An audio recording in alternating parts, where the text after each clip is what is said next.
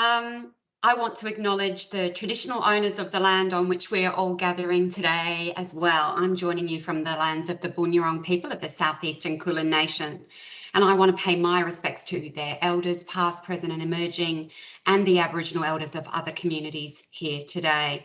I also want to acknowledge that discussing inequality issues can be difficult, it can be triggering, and if this brings up personal experiences, please do reach out for support through the various different channels that are available, including 1-800-RESPECT. It's great to be here today to open day 3 of the Newkind conference in spite of technical difficulties. Human rights and equal opportunity are at the very heart of the work I do, and I know this is the case for many of you. So the opportunity to gather in person and online for these conversations is not only important, but gives us all inspiration and energy as we emerge from what's been a very challenging year, in fact, a very challenging couple of years. For many of us, the pandemic's forced us to pause and take stock, and a common theme has been considering how we take the opportunity to do better. So these conversations are so important. In my case, I relocated from Adelaide, where I was South Australia's Commissioner for Equal Opportunity, to take on the role of Victoria's Public Sector Gender Equality Commissioner. My office was established virtually, and it successfully implemented the Gender Equality Act, which commenced in March 2021, this year, which is the first legislation of its kind.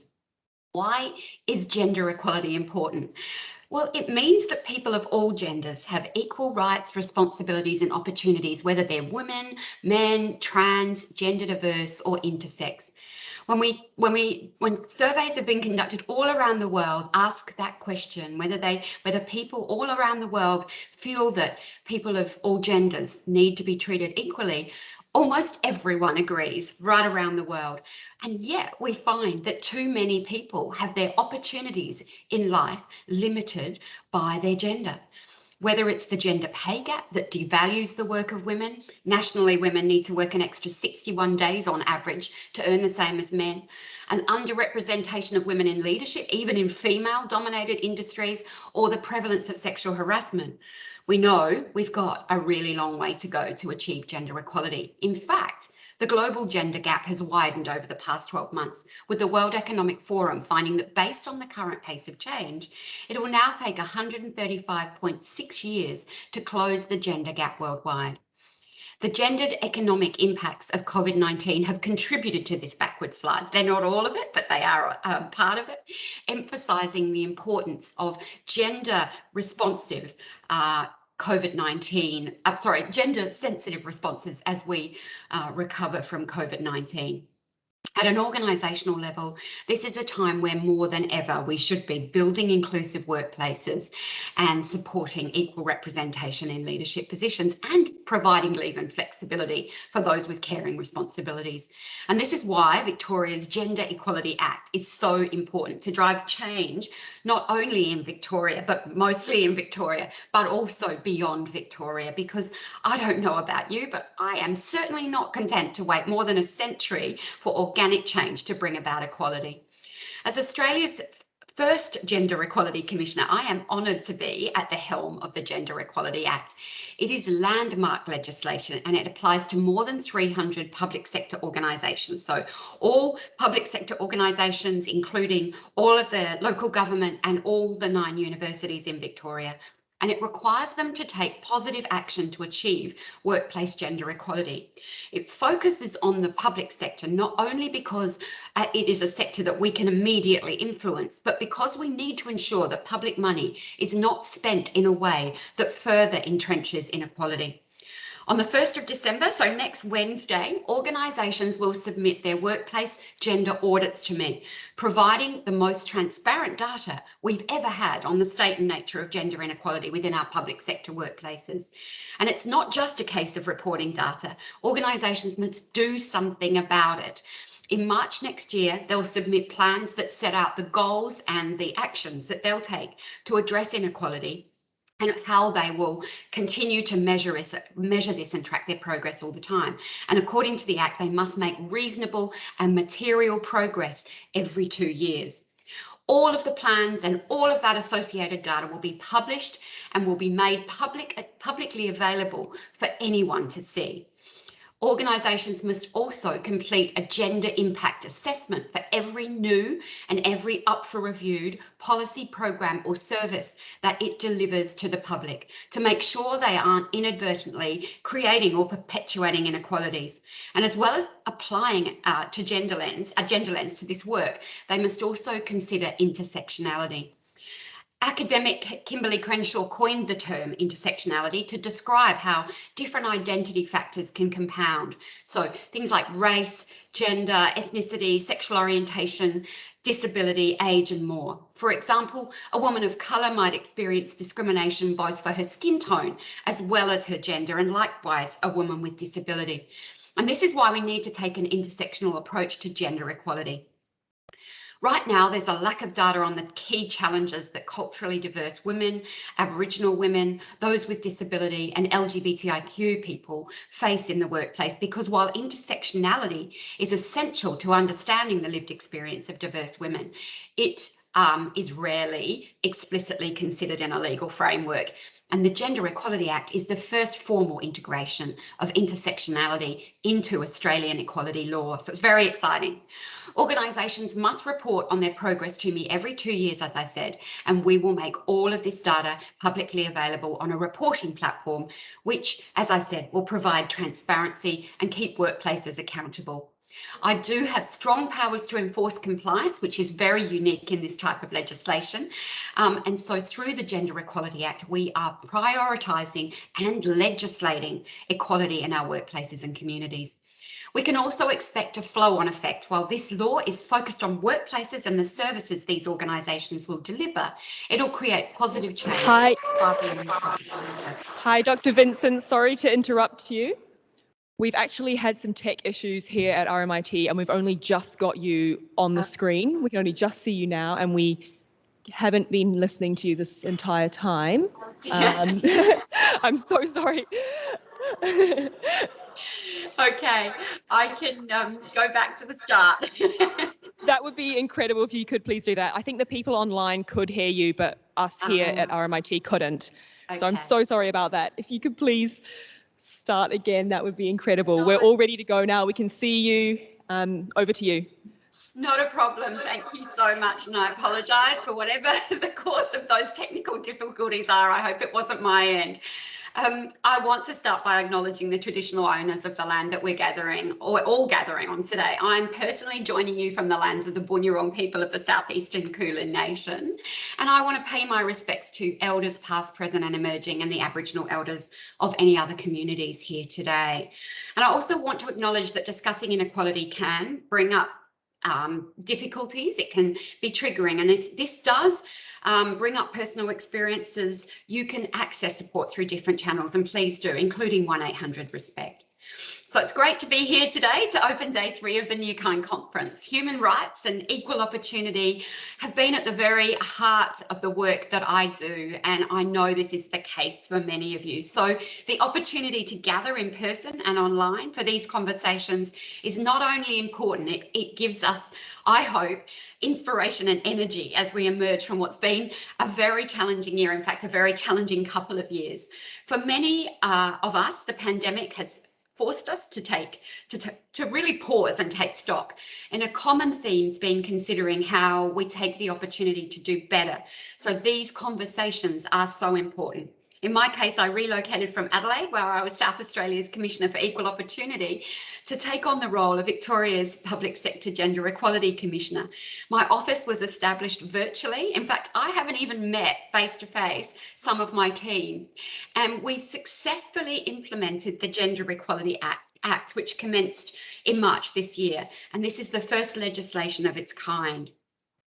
Why is gender equality important? Well, it means people of all genders have equal rights, responsibilities and opportunities, whether they're women, men, trans, gender diverse or intersex. And we all want to see that. All around the world, people answer yes when they're asked that question of whether that's important. But still, too many people find their opportunities in life are limited by outdated ideas about gender. Whether it's the gender pay gap that devalues the work of women nationally, women need to work an extra 61 days on average to earn the same as men, an underrepresentation of women in leadership, even in female-dominated industries, or the prevalence of sexual harassment. We've got a long way to go to achieve gender equality. In fact, the global gender gap has widened over the past 12 months, with the World Economic Forum finding that based on the current pace of change, it'll now take 135.6 years to close the gender gap worldwide. And the gendered economic impacts of COVID-19 have contributed to this backward slide, emphasising the importance of gender-sensitive responses as we recover from COVID-19. At an organisational level, this is a time where more than ever we should be building inclusive workplaces, supporting equal representation in leadership positions, and providing leave and flexibility for those with caring responsibilities. And this is why the Gender Equality Act is so important to drive change in Victoria and beyond. Because I don't know about you, but I'm certainly not content to wait more than a century for organic change to bring about equality. And as Australia's first Gender Equality Commissioner, I am honoured to be at the helm of the Gender Equality Act.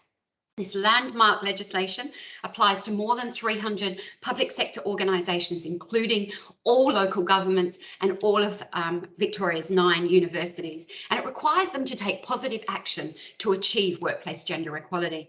It focuses on the public sector not only because it's a sector we can immediately influence, but also because we need to ensure that public money is not spent in a way that further entrenches inequality. On December the 1st, so next Wednesday, organisations will submit all of their workplace gender audit data to me, providing the most transparent data we've ever had on the state and nature of gender inequality within our public sector workplaces. And it's not just a case of reporting data. Organisations must do something about it. In March next year, they'll submit plans that set out the goals and the actions that they'll take to address inequality and how they are going to measure their progress. All these plans and associated data will be published and made publicly available for everyone to see. Organisations must also complete a gender impact assessment for all new and reviewed policies, programs and services delivered to the public to make sure that they aren't inadvertently creating or perpetuating inequalities. And as well as applying a gender lens to this work, they must also consider intersectionality. Academic Kimberly Crenshaw coined the term intersectionality to describe how different identity factors can compound. So things like gender, race, ethnicity, sexual orientation, age, disability, and more. For example, a woman of colour might experience discrimination both for her skin tone as well as her gender, and likewise a woman with disability. And this is why we must take an intersectional approach to gender equality. Right now, there's a lack of data on the key challenges that culturally diverse women, Aboriginal women, those with a disability, and LGBTIQ plus people face in the workplace. Because while intersectionality is essential to understanding the lived experience of diverse women, it's rarely explicitly considered in a legal framework. And the Gender Equality Act is the first formal integration of intersectionality into Australian equality law. Organisations must report on their progress to me every 2 years, and they must, under the Act, make reasonable and material progress. And again, we'll be making all of this data publicly available on a reporting platform, which I said will provide transparency and help hold workplaces to account. I also have really significant powers to enforce compliance, which is very unique in this kind of legislation. So through the Gender Equality Act, we're prioritising and in fact legislating equality in our workplaces and communities. And we can also expect a flow-on effect, because while this law is focused on workplaces and the services that these organisations deliver, it will create positive change far beyond the Victorian public sector. So what are the barriers to gender equality? Well, KPMG analysed the components contributing to the pay gap, for example, in their She's Priced Less report on the economics of the gender pay gap in 2019. And their results showed that the most significant component contributing to the gender pay gap in Australia continues to be gender discrimination. It accounts for 39%. This is conscious and unconscious negative bias towards women in the workforce. Taking time out to have babies and for other caring responsibilities is an important contributor to the pay gap at 25%. but it's blitzed by gender discrimination. And importantly, as KPMG said, gender discrimination and stereotype gender norms also influence the other factors that drive the gender pay gap, such as industrial and occupational segregation, which together contribute 17%. So let's talk about bias. At an individual level, unconscious bias is deeply ingrained. It's a product of our background, our experiences, the culture and the environment around us. And we all want to think that we're rational, reasonable and equitable human beings. In fact, much of our decision making, though, is subconscious. And this is where the concept of merit can be tricky, because it's often based on unconscious bias and drawing on stereotypes, unconscious stereotypes of who should fill certain roles. Take, for example, the gender composition of orchestras. In 1970, only 5% of the composition of orchestras was women. And that's the top 5 orchestras in the United States. And then the Boston Symphony Orchestra began auditioning musicians behind a screen. And as a result, more women were hired, and they now make up 35% of the top 5 orchestras. Gender stereotypes also affect how we perceive sport. There's a great example that came out only a couple of weeks ago, where women's sport gets less broadcast time than men, and women are paid less. And the argument for this is often, and I've heard it in my own family and amongst my friends, that the quality of the game is different.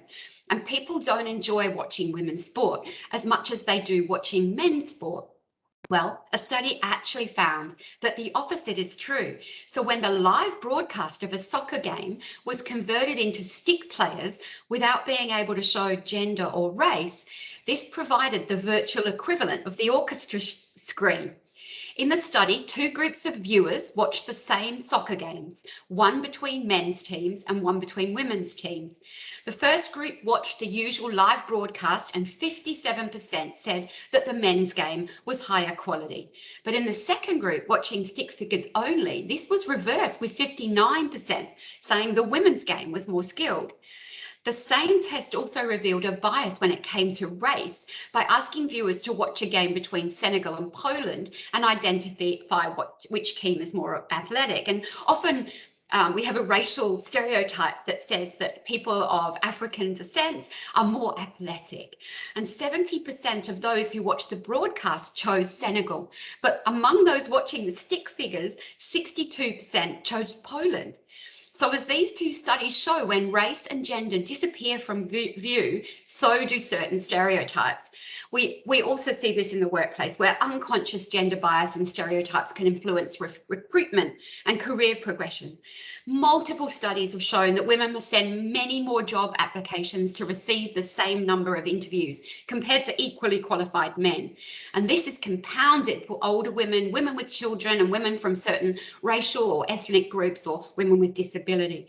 When selection criteria are not given pre-assigned weights, managers can, whether unintentionally or not, subtly shift the importance of certain selection criteria to favour certain candidates. An experiment by Yale University illustrates this powerfully. Researchers asked participants to assess hypothetical candidates for the role of police chief. One candidate was streetwise, well-liked, but with very little formal education, and we can call him Michael. The other candidate was highly educated and media savvy, but lacked the street-based experience. Let's call her Michelle. When participants were asked to rate the candidates by the various education or street experience criteria, Michael's street experience was ranked more highly than Michelle's education. But when the names were switched and Michelle was streetwise and Michael was educated, the participants rated the importance of education qualifications more highly.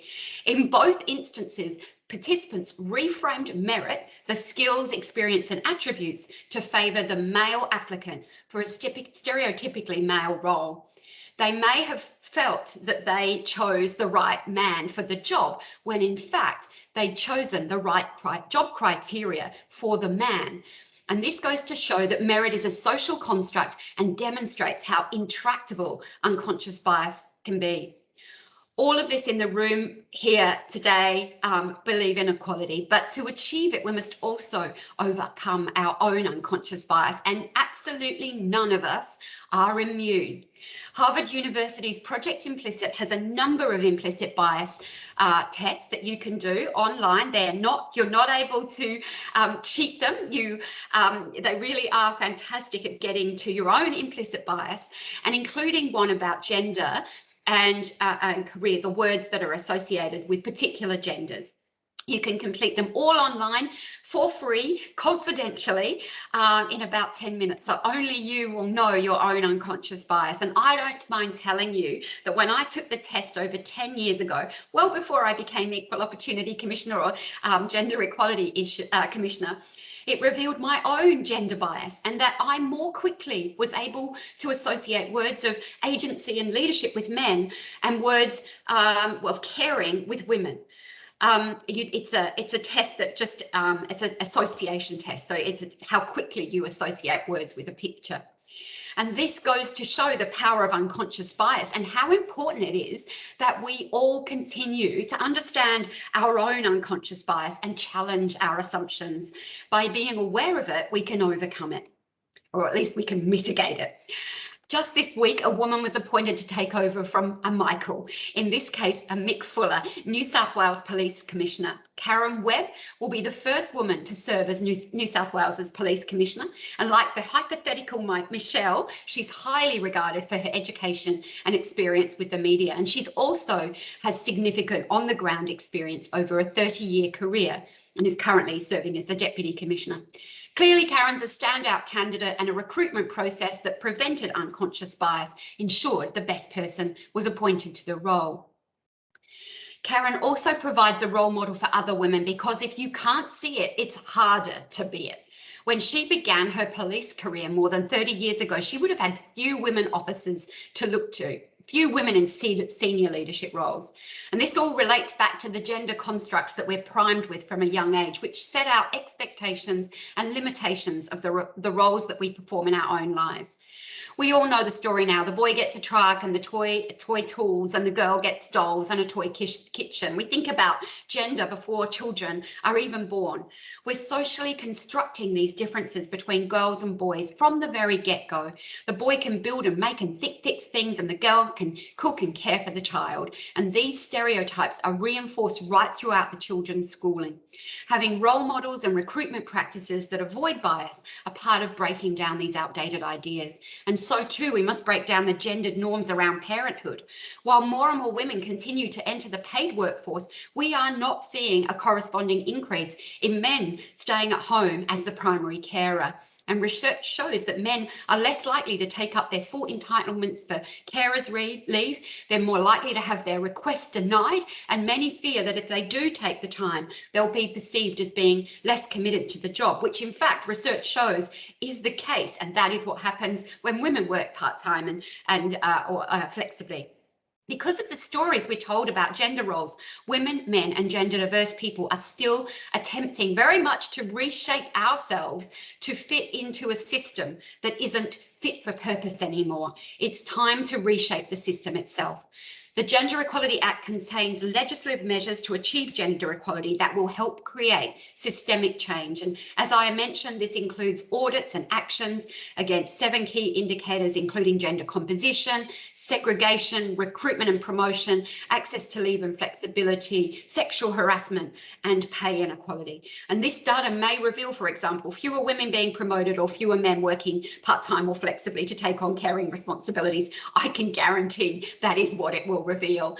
Already, many of the organisations under the Act are taking positive steps to address these issues. South East Water, for example, has removed the primary and secondary carer labels from its parental leave policy, so both parents or carers can access 14 weeks of paid parental leave. And this is helping to break down rigid gender norms around parenting, and it makes it easier for men to take the time to play an active role in the first year of their child's life. South East Water also now pays superannuation on unpaid parental leave, which is helping to close the superannuation gap between women and men. Similarly, Basque Coast Shire, another defined entity under our Act, has also recently announced that it will be paying superannuation on parental leave and has also removed the distinction between primary and secondary carer. And I'm hoping to see more organisations following suit. Not only is this delivering against the workplace gender equality indicator of access to leave and flexible work arrangements, but it will help address the gender pay gap, and it will create cultural change and remove the expectation that women will always be the ones taking time out for their career and returning part-time after they've had children. Looking beyond the workforce, as I said, the Act also requires organisations to understand the gendered impact of the services, policies or programs that they'll provide to the public. We all want our programs that we deliver as organisations to be of equal benefit to those who need them, but without putting a gender lens over them, we never really know whether they might be unintentionally creating or reinforcing existing inequalities. And on the surface, a lot of policies, programs and services seem gender neutral, but when we apply a gender lens, we find they're not. And there's a famous example of this as a Swedish municipality snow ploughing policy that favoured men. It began with major roads and ended with footpaths and bicycle paths. And the data revealed that men were more likely to travel by road and they could use chains on their vehicles, while women were more likely to cycle, walk and take public transport and slip all over the place and have accidents. And so they had this incredible barrier in the morning in the form of 3-inch deep snow.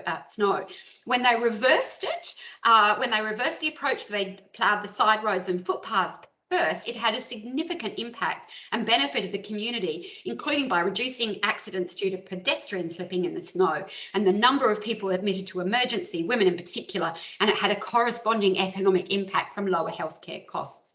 Now, that snow ploughing policy wasn't designed to harm women or benefit men. It was seen as gender neutral because no one had ever put a gender lens over it. And it shows you how gender impact assessments can shape public-facing policy and services by providing a lens to examine assumptions and bias that might otherwise be overlooked or invisible.